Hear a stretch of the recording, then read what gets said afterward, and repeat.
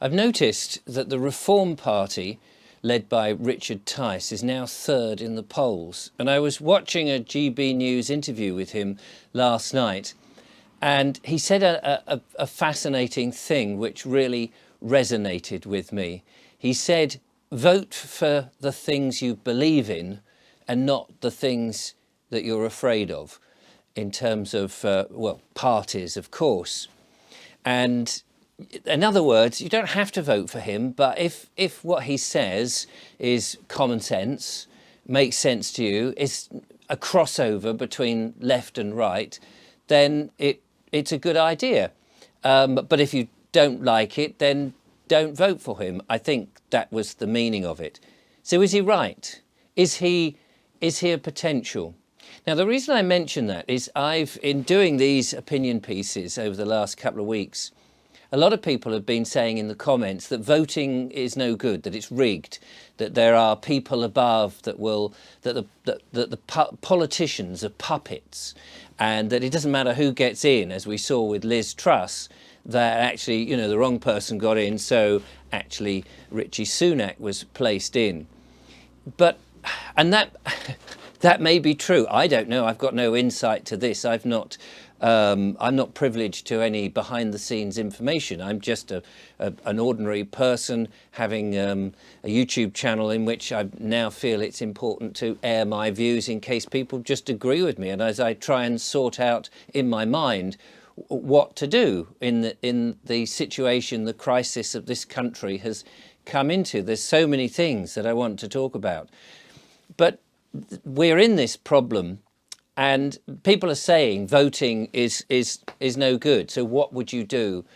Well, I know that there are other people who've been in touch with me and said there are other schemes that we could do. People power, bartering, going back to the old-fashioned way of I'll do this service for you, and I'll sort of tot up, I think, some sort of not money, but credit, some form of credit. By if I cut your lawn, I'll gain so many hours worth of credit that is available to me if I want somebody else to paint my house, that sort of thing. And I think that's very laudable and would work perhaps in smaller, close-knit communities. I can't really see that happening in cities so much, but maybe it would. Maybe it is an answer. But we still need to be governed by somebody, and preferably somebody who's got our interests at heart rather than their own pockets and the people that they live and work with.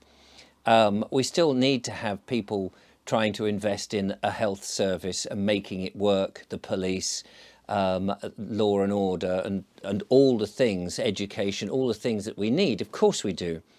We do have this one power in a democratic society to vote. It may be broken, but to my mind, there's two ways of looking at it. Either everybody doesn't vote if there's no one to vote for at all, rather than voting for a party that you're not sure about, nobody votes, which is never going to happen, or we utilise our power and at the ballot box we have a vote. Now, I know people are going to say, but it doesn't matter, it doesn't make any difference, they're all the same, all politicians are the same. I cannot believe that they all go into it with the idea that they're going to try and just line their pockets. I'm sure that many perhaps go in and are whispered to, are spoken to, are enticed a different way, are told about different ways to make money, are bribed or blackmailed or something. Maybe, and I'm not saying that's a thing, but in a smaller way, that happens in business, doesn't it? We've got to have this contract because it's going to do so much and we can pay our shareholders, we can invest in that, but we're all going to get this bunce. We know that if you go, say, to a gadget shop and you want to buy a gadget, someone's selling you something that the commission is going to make them a little bit more than the other gadget, which may have been perfectly as good, but may not have been on special commission for the salesman. We know that goes on. We're not stupid, and yet we kind of go along with it and we're influenced by it.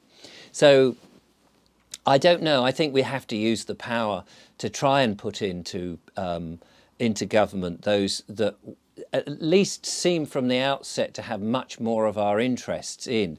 And let's face it, the Conservatives, and I've always voted Conservative, I've believed in traditional values and our customs. And in England, I made a video the other day to say how proud I am of being English and England as a country generally. Only in the last, 50 years since I've been around, really, I've seen the decline of this wonderful country and the fact that we're all beginning to doubt ourselves, and we've been atomised and polarised and all of this, and that is a huge shame. So I've always been a Conservative with a small c. The only option I found, I think, was the Conservative Party. I hadn't really been enamoured, but I was behind the Brexit Party. I believe in Brexit. I believe that we as a nation should be able to have our sovereign, to be able to do our own borders. I know it may look like it's not working at the moment, and it's not, because for some reason this government has no heart in the Brexit vote and being independent. So who do we go to? So is Richard Tice an answer? I mean, I don't know. The other thing that occurred to me is, I mean, we're cold at the moment, and I did think of a silly scheme where, you know, if people are cold and we're feeling fearful about putting our gas or our central heating on or putting it higher up, that people power could, if everybody sent a photograph, you know, on their phone of themselves, and you take a nice little portrait picture of yourself, and then send it to the government or your MP with the words "I'm cold," and if, you know, significant number, a few million people blocked up the servers day after day going "I'm cold, do something about it," maybe the message would get through. I often feel that we need to speak out and let people know we're here, so that we don't just roll over. I'll probably talk about that in another video. And it struck me that because we're cold at the moment, and I was talking about in my previous video the 1963 big freeze, and other people had mentioned other ones that had been around, of course, we almost need a massive disaster, don't we? Like a huge amount of snow falling and everybody in the country is trapped in their houses and unable to get out, and that we all pull together, that we all have a common cause, and that we do save ourselves, and that we pull together, because I feel at the moment the country is all over the place. But if there's a big disaster that's affecting everybody, you know, it's that thing about having aliens come down, like in the War of the Worlds. It's all in everybody's interest to defeat the Martians. And so we pull together, no matter what colour of skin we are, no matter what your religion is, no matter whether you're male or female or whatever it is, that you have this common thing to get rid of. Well, it strikes me that mostly we have this common thing, is to get rid of these people who are desperately trying to rule our lives and shut us down and lock us down in cities and limit the amount of traffic we go on, to scare us with the climate change and things like that.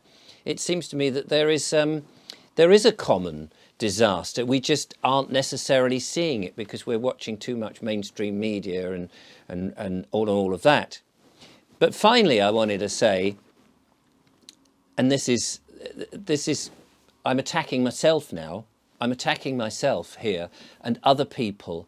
I've noticed, yes, we talk about the mainstream media telling us lies and frightening us, as they did in the pandemic, and that's very true. And then so we look for alternative media, and we go on places like YouTube and all the other video streaming services that are out there. But the problem I'm beginning to realise is they're all doing the same. We're all scaring people about what's coming down the line, or what's really bad in the country, or what's not working for us, or the rumour mill of secret cabals and people pulling strings. And in a way, you walk away from one mainstream media to the alternative media, and they're doing the same. They're still scaring people. And I think this is very worrying, and we need to be careful about that. Even if the truth is a little scary, we've got to give people a reason to be positive, because otherwise people will just go, what can we do, and give up. And we mustn't give up. I mean, Winston Churchill, like him or loathe him for whatever reason, he put the country at the front during the Second World War, and particularly during the Battle of Britain, when we were facing the foe and we were expecting to be invaded. We thought that there were going to be paratroopers coming down, you know, vicars, Germans dressed as vicars or policemen. I mean, it's laughable now, and we look back and we think of Dad's Army. But then you think of the boys in blue and the whole team of people who were doing what they needed to do. We were pulling together. There was this feeling that we will fight them on the beaches and on the landing grounds. We won't surrender. We won't give up. And I feel that, unfortunately, the alternative media, the other YouTubers, and maybe myself, and I don't want to be in this category, are also frightening people and not giving us another way, something to be positive about. And I feel that we must have that, because if we don't have that, we've got nothing. So I'm trying to put my brain into ideas.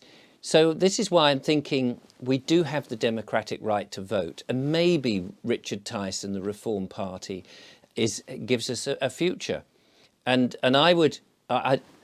nobody's watching of any, I mean, you know, nobody in power is watching my videos. You, the lovely viewer, of course, thank you so much for watching, and I really appreciate it. But if Richard Tice was watching this, reach out to me. I want to know.